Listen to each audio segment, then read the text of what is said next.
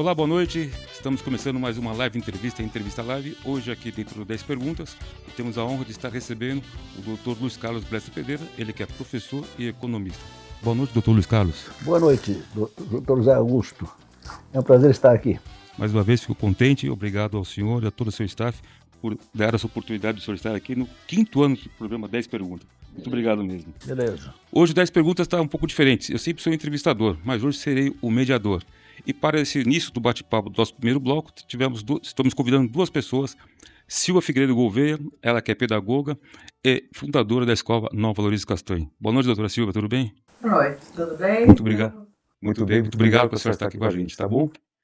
E a nossa segunda convidada é Silvia Morgulhos. Ela que... deixa eu pegar aqui, calma. Aqui. Ela que é veterinária, formada pela USP, com mestrado e pós-doutorado. Participante do NFA, Núcleo Feminino do Agronegócio, é isso? É isso. Muito obrigado por estar aqui com a gente. Prazer pelo convite. Eu que agradeço. Muito feliz de estar aqui com pessoas tão queridas e tão admiráveis. As duas também já estiveram comigo no 10 Perguntas como entrevistadas e hoje estamos com entrevistadoras para bater um papo com o Dr. Luiz Carlos. Então vamos aqui, Silvia Morgulhos, sua primeira pergunta ao Dr. Luiz Carlos, por favor. Nossa, logo assim, então... Sim, é impactante.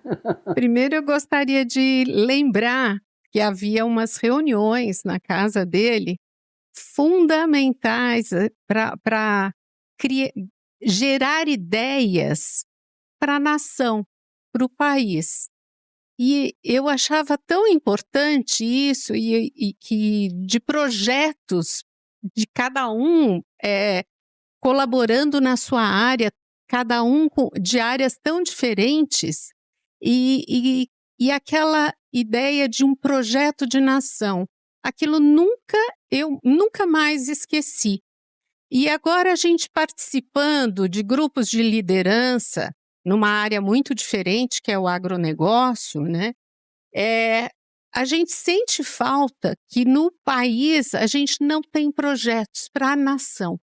O que a gente tem visto são projetos de poder e não projetos de nação. Qual o conselho que o senhor daria para quem atua nessa área e que está lidando com lideranças para trabalhar esses conceitos, para desenvolver projeto de nação? Negócio tão, né? Eu acabo de publicar um livro que chama-se Projeto Nacional. É um pequeno livro contra a quase estagnação, porque o Brasil tem crescido muito pouco nesses últimos 40 anos.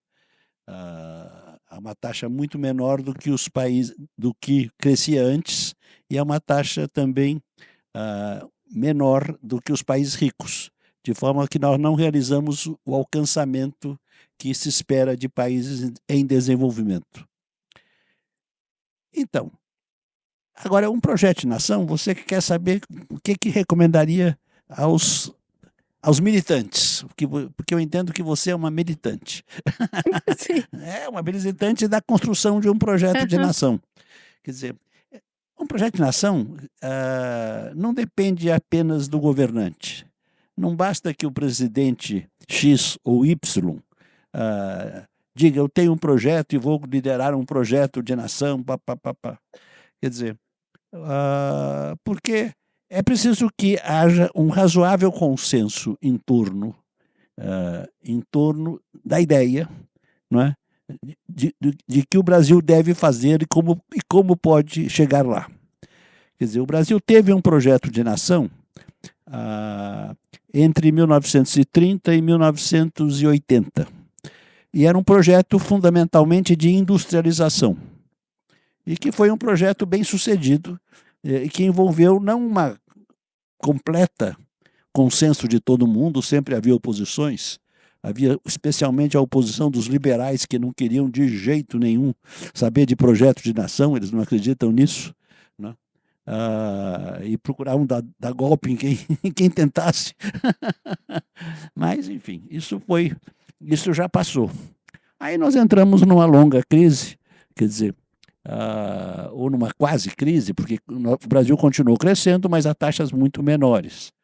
Quer dizer, e Primeiro apareceu um projeto de democracia, que também foi bem sucedido, embora brevemente, quer dizer, e entre 1977, 78 até 1985, houve o processo de transição democrática, que foi uma luta de muita gente e que uniu todas as classes sociais, isso é importante, não foi só uma classe, foi em todo mundo, que de repente percebeu que a democracia era a melhor solução que havia para os brasileiros a partir daquele momento. Depois disso, quer dizer, não se conseguiu mais ter, né? Em 1990, quer dizer, quando foi eleito o Collor de Mello, quer dizer, o Brasil se submeteu aos Estados Unidos, e quando você se submete a outro país, quando você perde a sua soberania, e foi isso que aconteceu em 1990. Por que aconteceu isso em 1990? Porque o Brasil abriu a sua economia totalmente. Abriu no plano comercial e abriu no plano financeiro, né? Então, passou a haver total liberdade de entrada e saída de mercadorias e de capitais, né? Então, o que é inaceitável para um país que quer ser soberano e que é subdesenvolvido, que os Estados Unidos possa ter uma razoável abertura comercial, mas mesmo os Estados Unidos agora abandonou, não quer saber mais de abertura comercial, né? Agora é um país como o Brasil precisa, né? E nós simplesmente nos submetemos à pressão muito grande que vinha de fora e que as nossas elites econômicas e as nossas elites políticas não tiveram coragem e firmeza para enfrentar. Então esse é o desafio que nós temos. E esse desafio envolve a participação de todo mundo, quer dizer, na busca desse consenso. O consenso agora não pode ser industrialização, quer dizer, também não pode ser agronegócio, embora o agronegócio tenha sido a coisa mais maravilhosa que surgiu no Brasil, porque houve um enorme desenvolvimento da agricultura e da pecuária, mas principalmente da agricultura, né? Quer dizer, o Brasil se tornou um grande exportador, usando uma tecnologia de primeira linha, né, então, e tudo isso nos deu, então, um poder de nós nos desenvolvermos, mas não se conseguiu ainda fazer com que o agronegócio se una à indústria, se una aos serviços, que é mais complicado, né, em torno desse projeto, né? Então a gente tem que... E o liberalismo atrapalha muito, né? Porque está aí o tempo todo martelando. Os americanos abandonaram o liberalismo, né, ou o neoliberalismo, né, com Trump, e depois com Biden também abandonaram, e agora mais ainda, quer dizer, com o segundo Trump, quer dizer, e nós aqui no Brasil continuamos a ficar com a história de liberalismo, não é, e de obedecer às regras de uma ortodoxia, não é, que não faz o menor sentido no plano econômico. É isso que eu posso falar. Tá certo. Agora vamos intercalar. Sim. Silvia Figueiredo Gouveia, por favor. Bom, eu vou basear a minha questão para o Carlos Brescia Pereira, Sim. no próprio livro dele, que se chama O Novo Desenvolvimentismo. Desenvolvimentismo é uma teoria econômica e política que defende o crescimento econômico como principal objetivo, com o Estado desempenhando um papel central na promoção de desenvolvimento, especialmente da industrialização.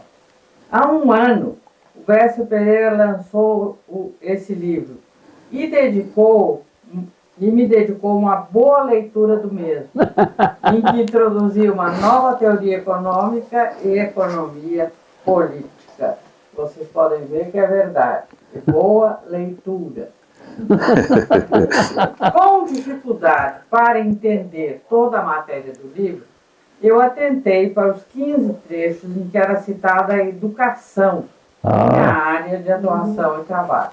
Certo. Eu cito agora 3 trechos, sobretudo o da página 291, que é já a fase final do livro. Na página 72, existe um parágrafo chamado assim: para a formação dos Estados-nação, Os países criaram sistemas públicos de educação necessários para aumentar a produtividade.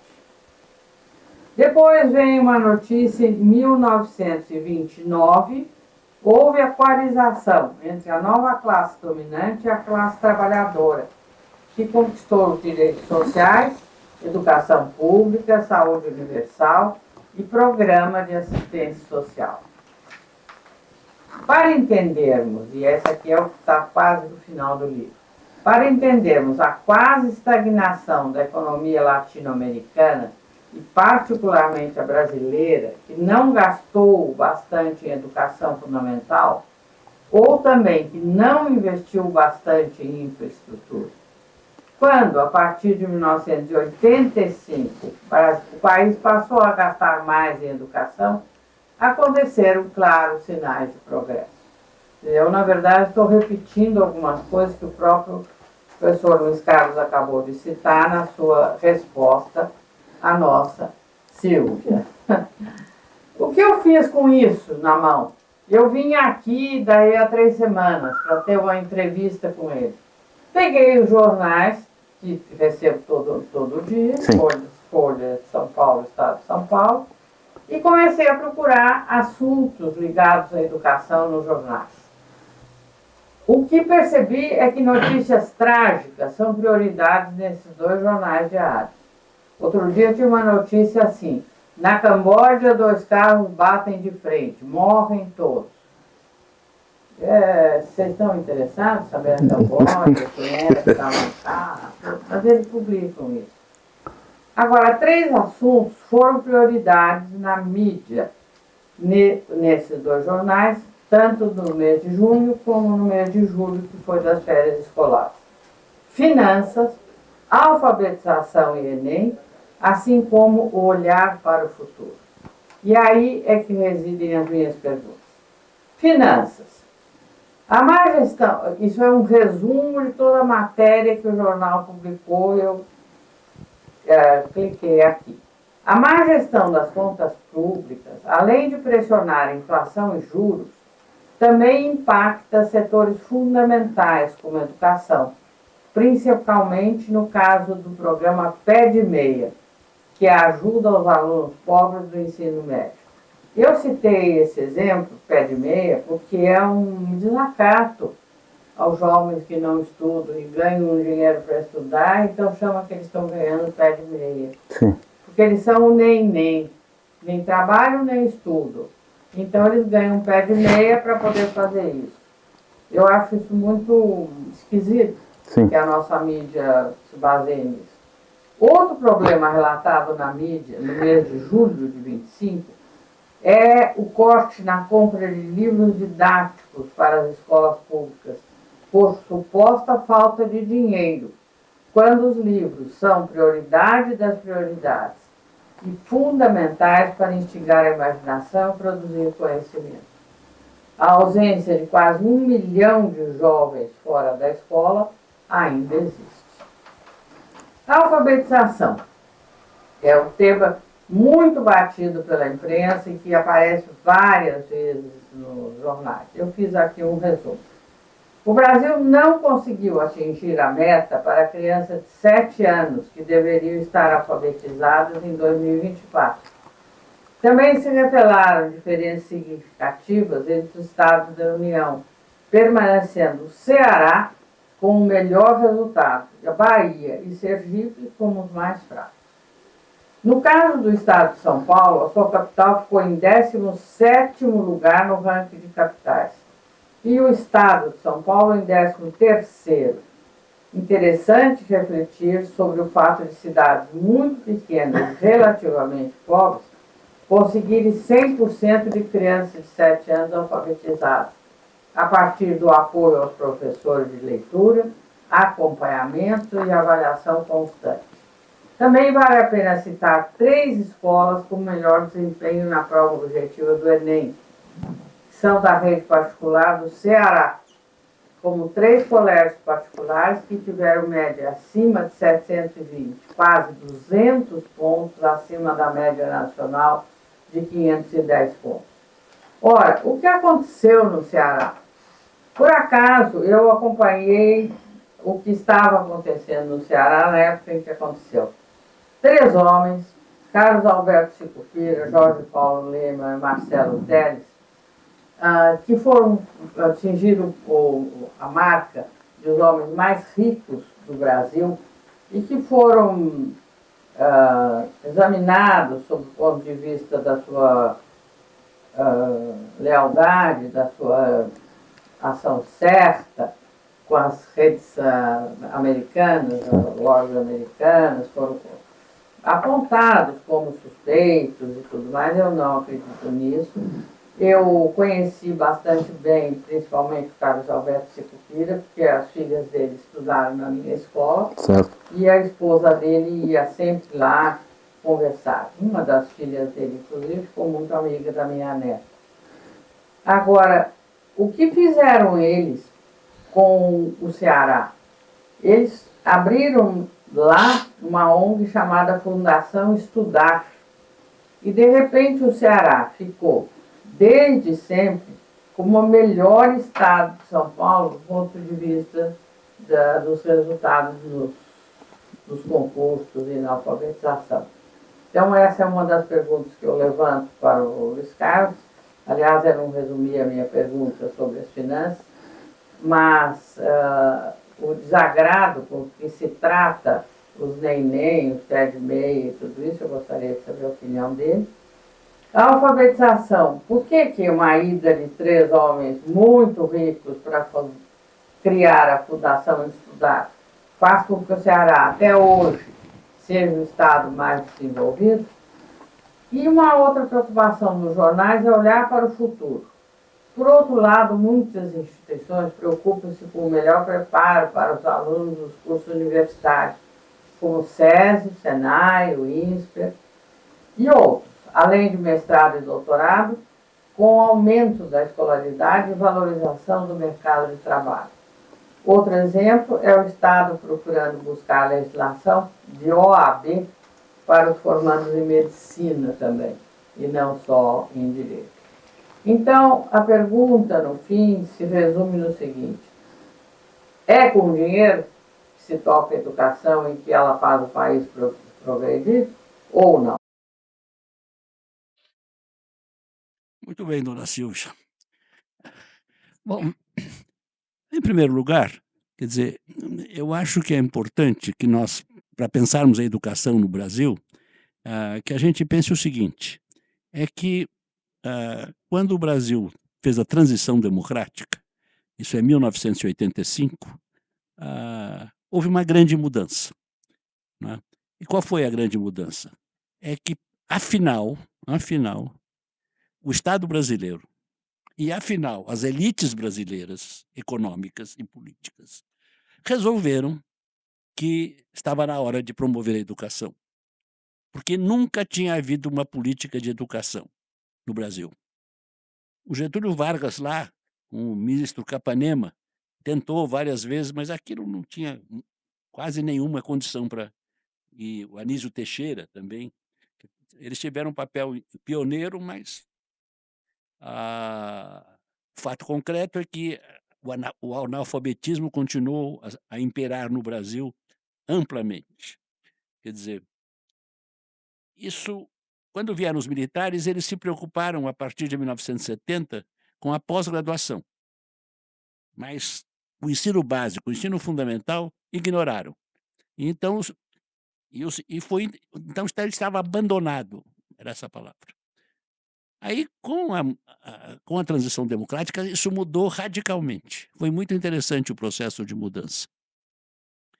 Houve um aumento substancial na quantidade de recursos colocados à disposição da educação no governo federal e nos governos estaduais.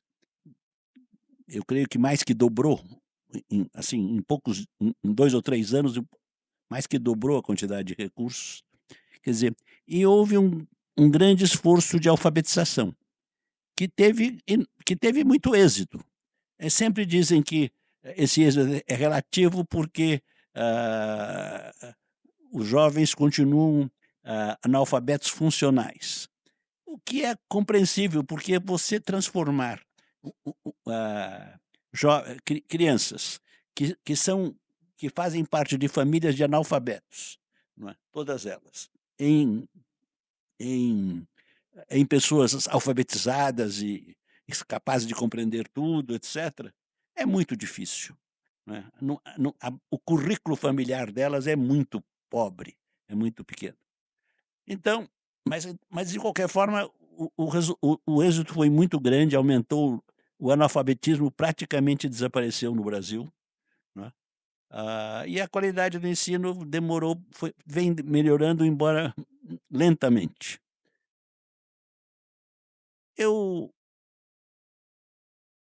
Quando me pergunto por que eu não dou ênfase à educação no processo de desenvolvimento econômico, eu respondo o seguinte: olha, educação é uma coisa tão importante para o desenvolvimento, para o futuro do país, quer dizer, que já há um consenso sobre isso.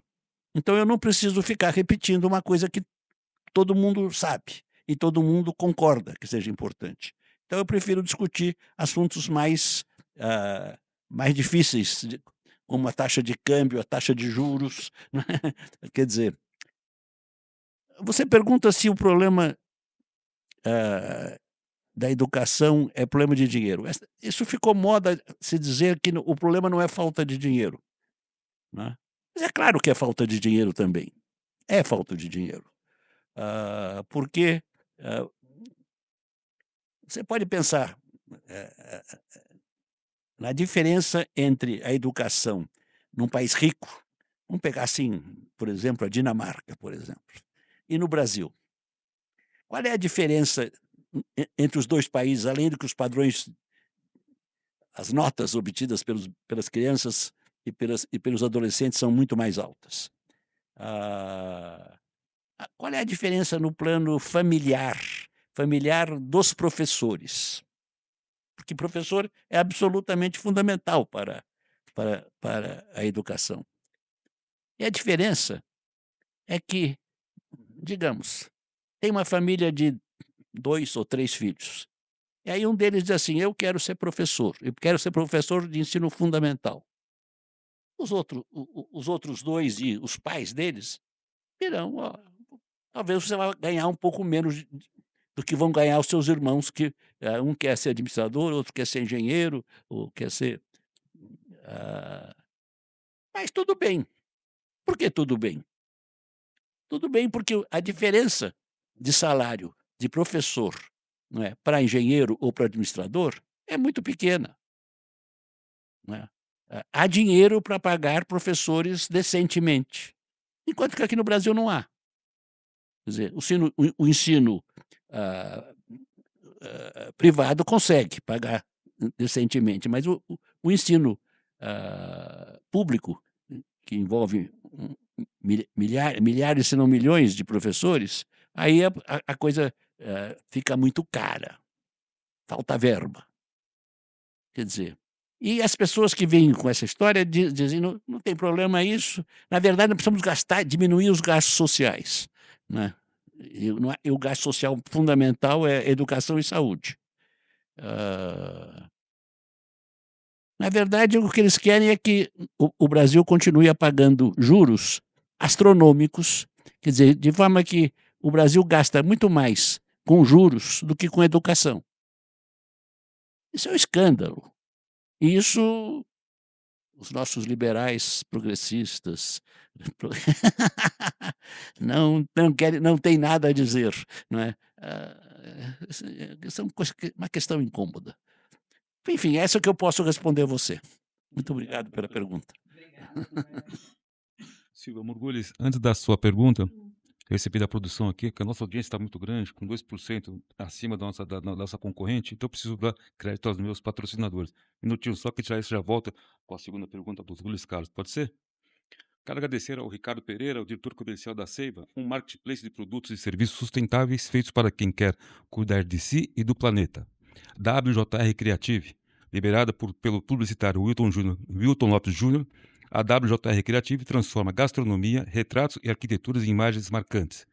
Capturamos a essência de cada momento com criatividade e precisão. Pode seguir eles no Instagram, @WJRCreativo_foto e veja a arte de ganhar a vida.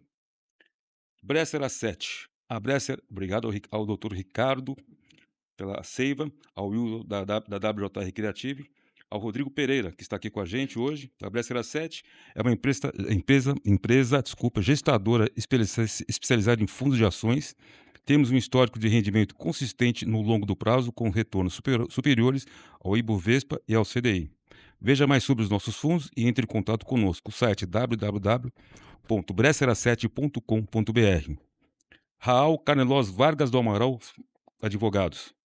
Escritório de advocacia com atuação exclusiva na área criminal há muitos anos e fortemente comprometido com causas sociais. Obrigado a Flávia Raul, ao Guilherme Carnelos e a doutora Camila Vargas do Amaral. São os patrocinadores que fazem com que tudo isso aconteça durante esses 5 anos. Muito obrigado por acreditar no nosso projeto. Silvia, por favor. Bom, eu achei excelente o que a tia pergunta. Silvinha, posso falar? Pode. Falou aqui sobre educação, que é uma coisa fundamental, inclusive na nossa área aqui, é uma coisa que a gente que trabalha na área rural, a gente sente muito que a informação dos livros estão muito fora da realidade do que é o agro hoje, né? Então, existe até grupos de mães trabalhando para melhorar a informação, para ser mais científica e ser mais correta, né? Mas a minha pergunta ainda, voltando para a área, e talvez puxando esse assunto de que nós estamos com problema com o nosso colega Trump aí, que acabou criando uma taxa bastante complicada para um país exportador nessa área, né? Quer dizer, ele está fazendo uma política protecionista para ele. Como nós vamos nos proteger dessa política protecionista? Porque, afinal de contas, nessa área a gente é exportador, embora a gente seja um importador muito grande nós somos deficitários nesse comércio com ele, né? Com os Estados Unidos. Então, foi não totalmente inesperado, porque conforme as coisas foram andando politicamente, a coisa parecia que ia acontecer mesmo, né? Só que agora temos um problema. Como é que o senhor acha que a gente pode... Tá bom. Então, dona Silvia,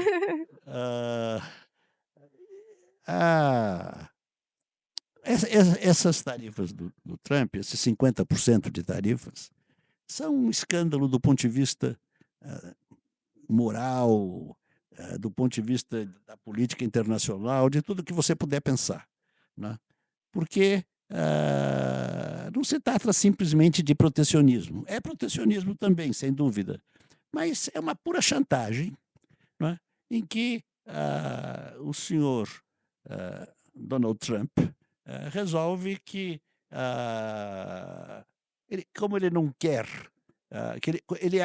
que quer proteger um político local que está sendo julgado pelo Supremo Tribunal Federal, né? E coloca como condição para suspender as tarifas que que o presidente Lula vá pressionar o Supremo Tribunal Federal, né, para como é que chama? Absolver o Bolsonaro. É claro que o Lula não vai fazer isso, é claro que o Supremo Tribunal não admitiria isso, uma pressão, se o Lula quisesse fazer, não é? Porque isso é impensável do ponto de vista da Constituição brasileira, dos poderes, etc. Então, como responder a uma chantagem desse tipo é muito complicado, né?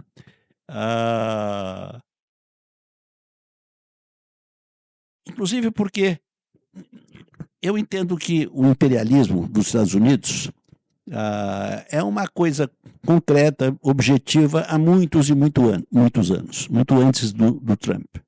Agora, e como o Brasil e a América Latina em geral há muito tempo não é colônia, desde o início do século XIX, então como é que os Estados Unidos, nesses últimos quase 100 anos, eles passaram a dominar o Brasil, mais de 100 anos, 100 anos. Quer dizer, primeiro era a Inglaterra, mas nos últimos 100 anos foram os Estados Unidos que procuraram dominar toda a América Latina, o quintal deles, né? E usaram para isso o liberalismo econômico. Eles nos vendiam, nos pressionavam, eles colocavam todas as suas inteligências para nos convencer que nós devíamos liberar tudo, não proteger nada. Se nós tivéssemos feito isso, nós não teríamos nos industrializado como fomos, e criássemos uma grande classe média, né? E depois, né, as bases técnicas para o agronegócio. Então, mas agora inverteu-se a coisa. Agora o imperialismo muda, do Sr. Trump, muda. É um imperialismo em que agora ele não usa mais o liberalismo para nos pressionar, porque não é como é que ele vai fazer se ele está sendo protecionista, antiliberal. Quer dizer, então ele faz chantagem mesmo. Quer dizer, ele impõe a sua vontade, ou nos demais países, que não é chantagem, ele impõe a sua vontade, quer dizer, e impõe aí acordos aos outros que não são tão interessantes para eles. Bom, mas isso, digamos, faz parte da política internacional. Isso é admissível, digamos assim. No nosso caso não é admissível, não tem nada que possa justificar o que está sendo acontecido. Quer dizer, o que o governo do presidente Lula está fazendo está sendo muito correto. Ele está agindo com muita cautela, está mostrando que pode retaliar em certos casos, mas está preferindo não retaliar, está tentando negociar, o que é muito difícil. Enfim, não há nenhuma solução mágica para isso, não. Eu não tenho. E nós dependemos de coisas muito importantes que eles nos exportam. Claro. Né? Então, tudo bem, eles não quiseram, não liberaram a carne, pescados e frutas, mas o suco de laranja que eles precisavam, eles acabaram liberando.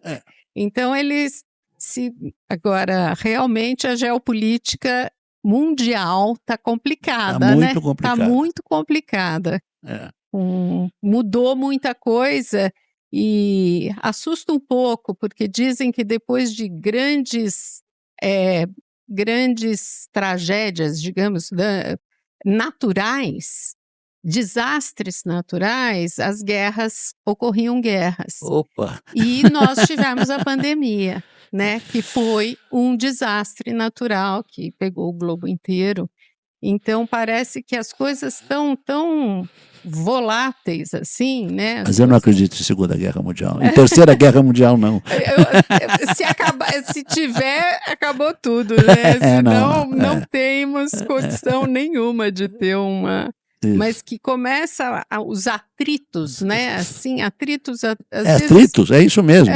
Atritos parece assim, até gratuitos, assim, atritos, né? Entre um país com o outro, né? Assim, uma coisa tão...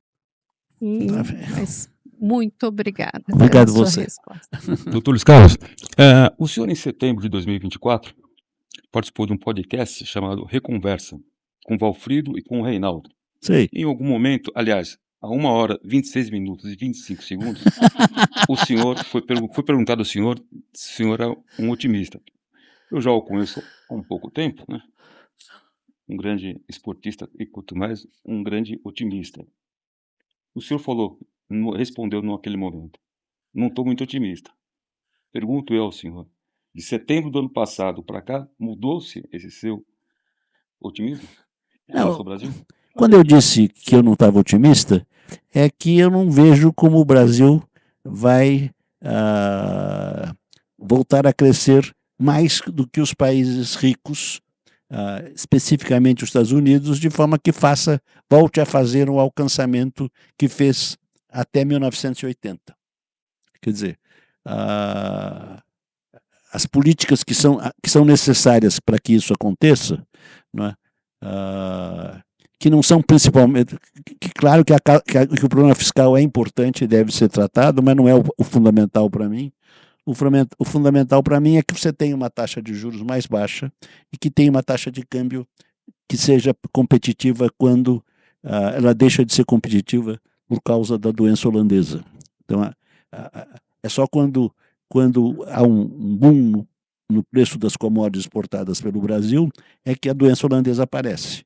E aí a indústria é fortemente penalizada, não é? E você tem uma nova onda de desindustrialização, o que é péssimo. Por outro lado, então essa eu continuo não muito otimista sobre esse ponto de vista. Agora, já que está se falando de industrialização, quer dizer, eu prefiro sempre usar o conceito de sofisticação produtiva em vez de industrialização. Porque o que está acontecendo no agronegócio, por exemplo, é uma sofisticação produtiva muito grande. Mas chamar de industrialização, também tem industrialização lá, porque tem toda uma série de equipamentos, etc., que são indústria, não é? Então, a sofisticação produtiva é um desafio e a gente pode conseguir realizar essa sofisticação produtiva. Mas é preciso que se garanta aos empresários uma taxa de lucro satisfatória, não é? Relativamente estável. Relativamente, plenamente estável jamais. E, para isso, então, é preciso políticas que o novo desenvolvimentismo desenvolve, de forma que eu aconselho muito as pessoas que trabalham no agronegócio, como Vossa Excelência, minha querida Silvia, que também leiam o livro. Com certeza. Tá bom. E o seu irmão, que você tem um irmão que é um notável economista. Isso, Tá lá. tá aqui. Esses são alguns daqueles que o senhor falou nessa entrevista, que entre os 60 anos e 50 anos, que possam ser um dia estar no governo. Deixa. É melhor não, né? É. Deixa ele então. Tá certo. A senhora, Tá bom. mais uma pergunta, doutora Silvia? Já fez. Tá certo. Podemos passar para o outro? Estamos chegando ao fim do nosso primeiro bloco aqui, hoje recebendo o Dr. Luiz Carlos Bresser Pereira, com as convidadas Silvia Morgulhes e Silvia Figueiredo Gouveia. Daqui a pouco voltamos no segundo bloco, com mais 2 convidados para finalizarmos esse 5 anos de 10 perguntas, tá bom? Muito obrigado, voltamos já já.